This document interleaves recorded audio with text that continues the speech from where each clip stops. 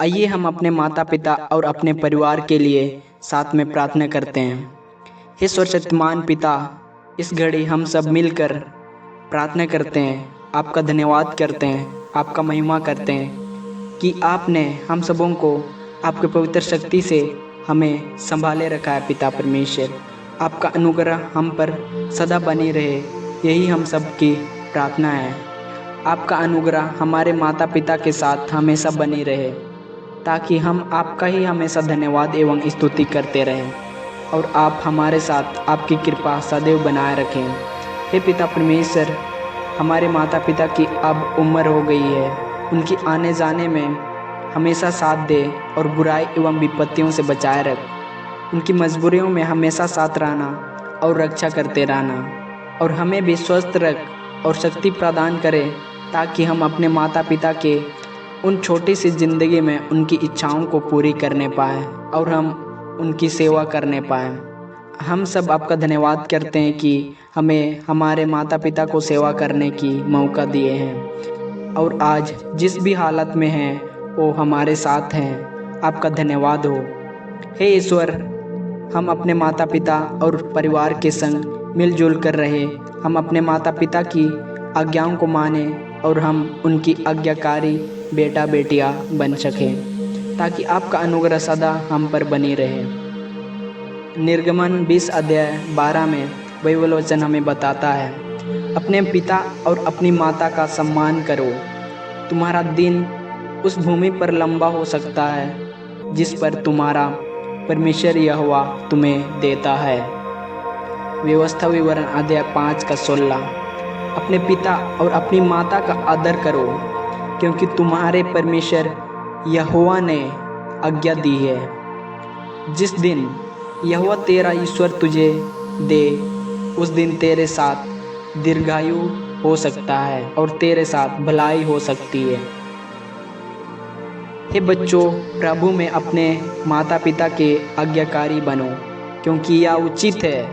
हे बच्चों, हर बात में अपने माता पिता का कहना मानने वाले बनो, क्योंकि प्रभु इससे प्रसन्न होता है। अपने पिता और अपनी माँ का आदर करना, ताकि तेरा भला हो और तू धरती पर लंबी उम्र जी पाए।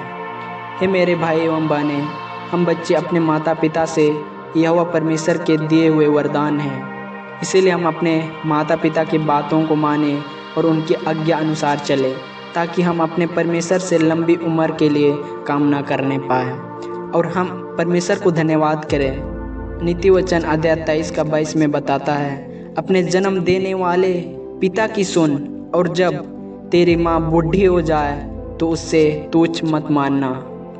जब हम इस दुनिया में माँ के द्वारा जन्म लेते हैं तो माँ कितनी खुश होती है, हमें बचपन से कितना तकलीफ़ से हमें बड़ा करती है, अच्छी संस्कार देती है, स्कूल भेजती है, चर्च भेजती है, अच्छी ज्ञान प्राप्त हो सके, ताकि बड़े होकर हम उनका नाम रोशन कर सकें और माँ बाप हम पर गर्व महसूस कर सकें और हमारे लिए परमेश्वर से अच्छी ज़िंदगी के लिए कामना करती है।